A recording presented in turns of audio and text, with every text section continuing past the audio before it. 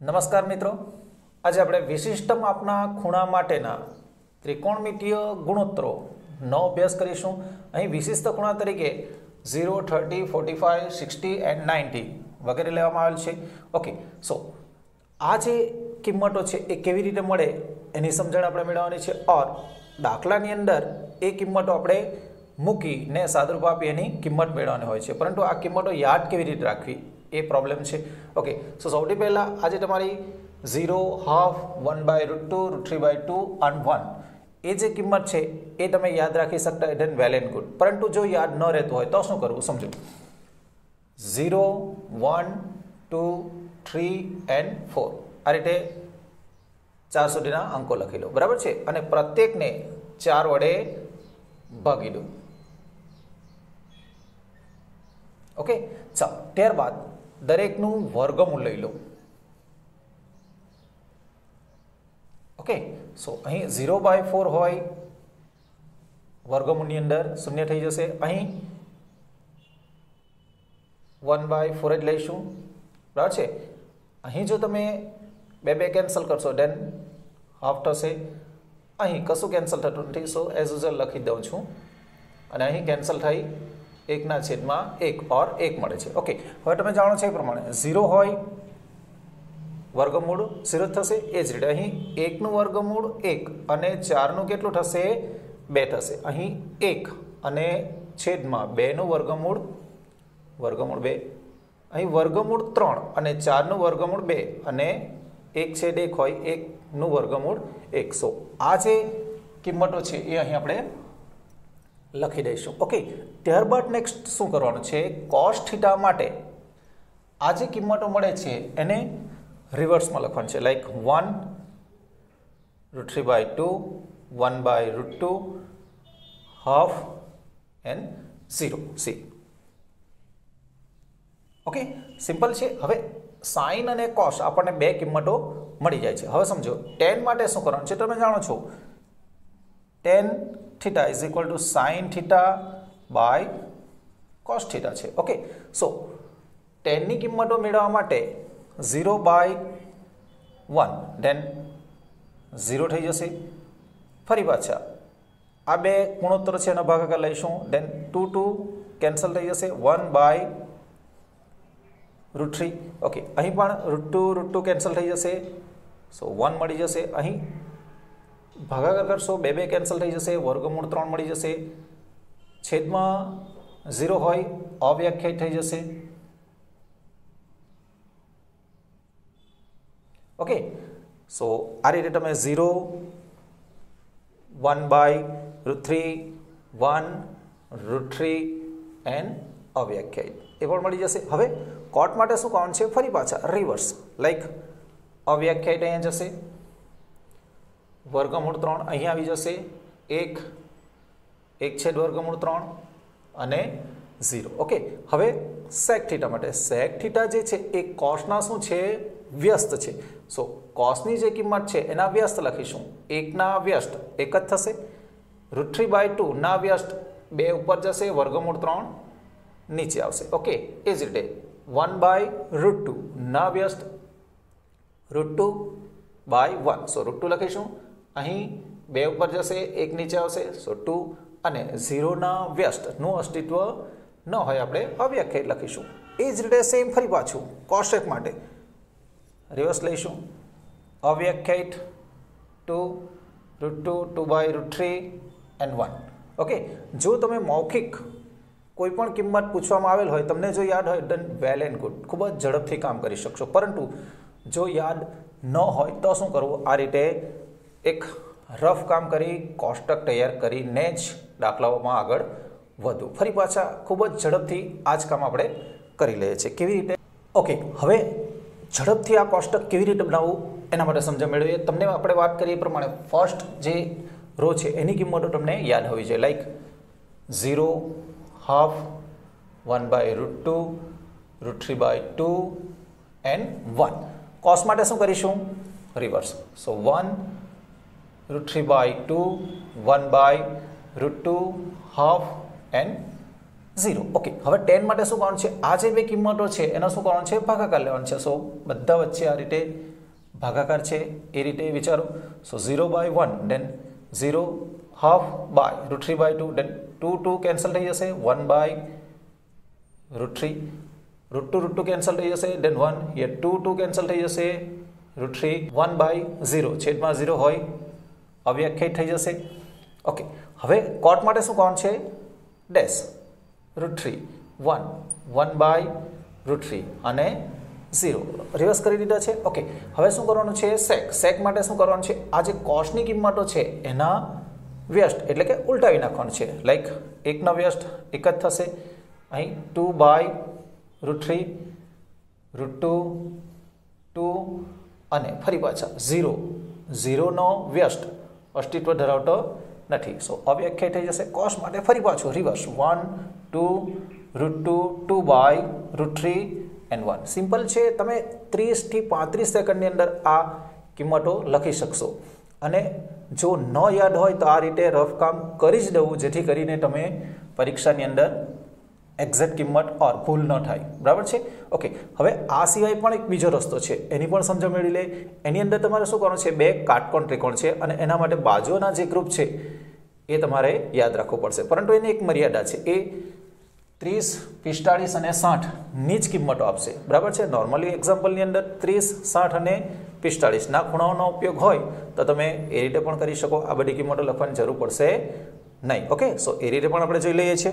30 45 અને 60 માટે કિંમતોની જરૂર હોય ત્યારે આ રીતે બે કાટકોણ ત્રિકોણ માટે ગ્રુપ યાદ રાખીને પણ તમે કિંમતો લઈ શકો છો. લાઈક આ ત્રિકોણ માટે આપણે અહીં 30 અને અહીં 60 લઈ લઈએ અને આ ત્રિકોણ માટે આપણે 45 લઈ લઈશું. ઓકે, સો 45 હોય 1 1/2 નું ગ્રુપ યાદ રાખવું અને 30 60 હોય ત્યારે 1 2 and √3. આ રીતે તમારે આ જે બાજુઓ જે છે એના માપ યાદ રાખવું પડશે. હવે તમે માની લો કે sin 30 મેળવવા માંગો છો. દેન આ ત્રિકોણમાં જો sin 30 ઇઝ ઇક્વલ ટુ સામેની બાજુ છેદમાં કર્ણ. ઓકે, એ જ રીતે sin 60 મેળવવા માંગતા હોય દેન ખૂણા 60 જે છે એને અનુલક્ષીને સામેની બાજુ વર્ગમૂળ 3 છે અને કર્ણ કેટલો છે?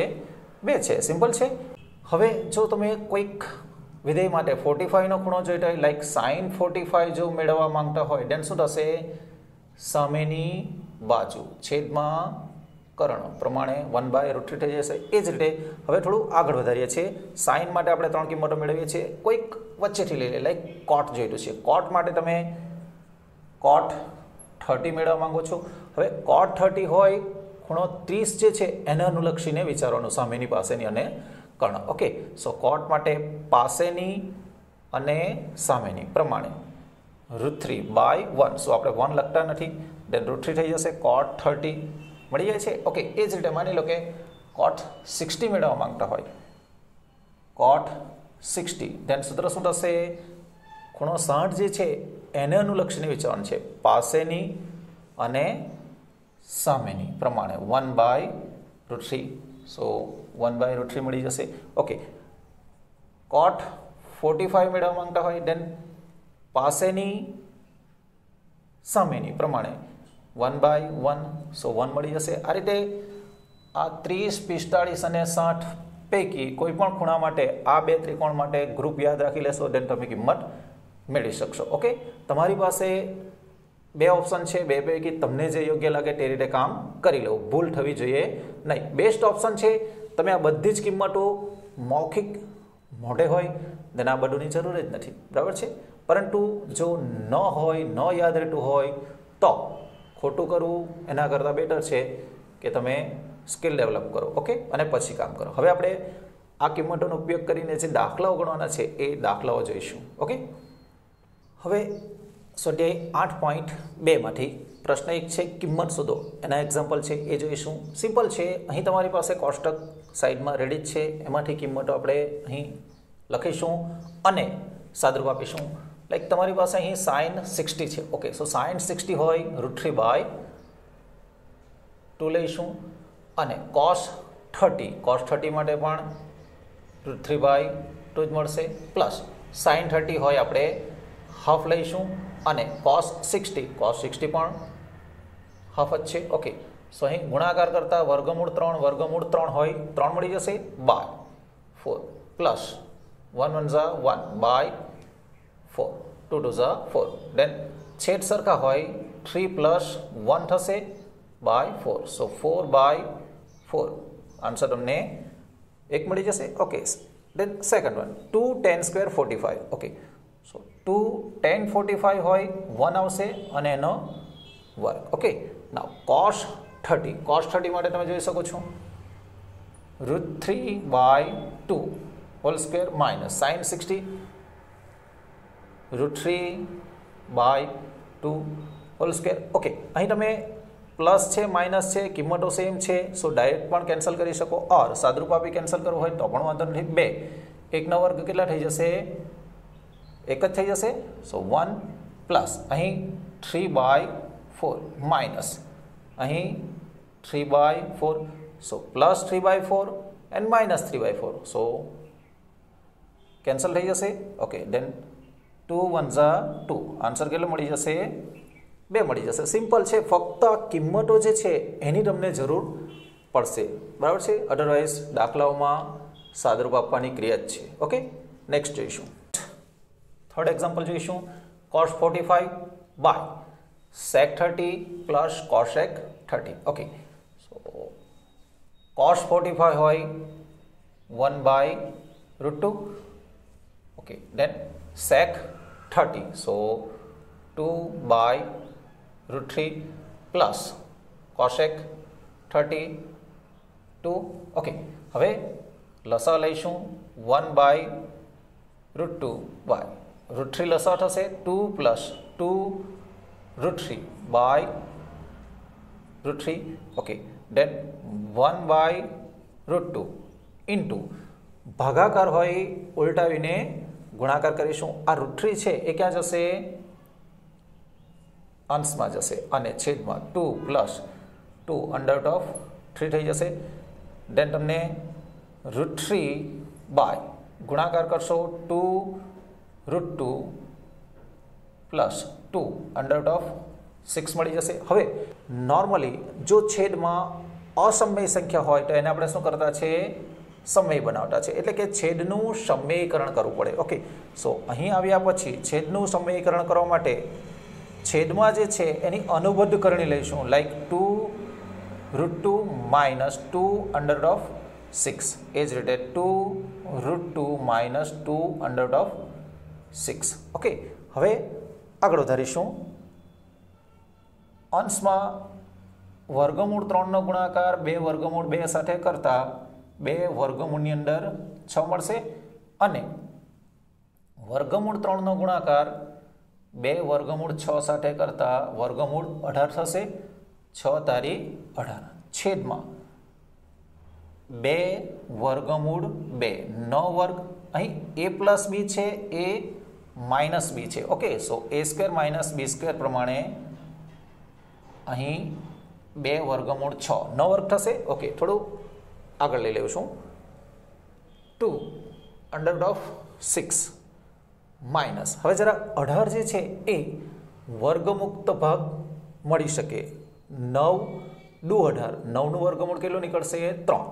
સો 2 × 3√2 લઈ શકો બાય 2√2 નો વર્ગ કરશો 8 થશે ઓછા 2√6 નો જો વર્ગ કરો તો 2 નો વર્ગ 4 થશે, વર્ગમૂળ 6 નો વર્ગ 6 થશે. સો 6 ચોક 24 થશે. ઓકે, સો 2√6 માઇનસ 6√2 બાય 8 ઓછા 24. સો માઇનસ સાઇન આવશે. ઓકે, મોટી સંખ્યાનું ચિહ્ન લીધું છે. 24માંથી આપણે કેટલા બાદ કરીશું? 8 બાદ કરીશું, દેન 16 મળશે. ઓકે, હવે અહીંથી 2 જો તમે સામાન્ય લઈ લો દેન વર્ગમૂળ 6 ઓછા 3 વર્ગમૂળ 2 મળશે અને છેદમાં કેટલા છે? -16 છે. સો 2 કેન્સલ થઈ જશે. ઓકે, દેન √6 માઇનસ 3√2 બાય -8 હવે આ માઇનસ સાઇન છે એને જો તમે અંશમાં આપી દો અને છેદમાં જો 8 લખો then શું થશે? અહીં માઇનસ થઈ જશે અને અહીં માઇનસ માઇનસ પ્લસ થઈ જશે. સો પ્લસવાળું પદ છે એને હું આગળ લઈ લઉં છું, લાઈક 3√2 માઇનસ √6. સમજાય છે? ફરી પાછા આ માઇનસ છે એ અહીં ગુણાકારમાં આપીશું, then અહીં માઇનસ થઈ જશે અને અહીં માઇનસ માઇનસ પ્લસ થઈ જશે અને એ પ્લસ સાઇનવાળું પદ જે છે એ આપણે આગળ લઈ લીધું છે અને માઇનસવાળું પાછળ લઈ લીધું છે. ઓકે, સો આપણે આન્સર 3√2 માઇનસ √6/8 મળી જશે. ઓકે.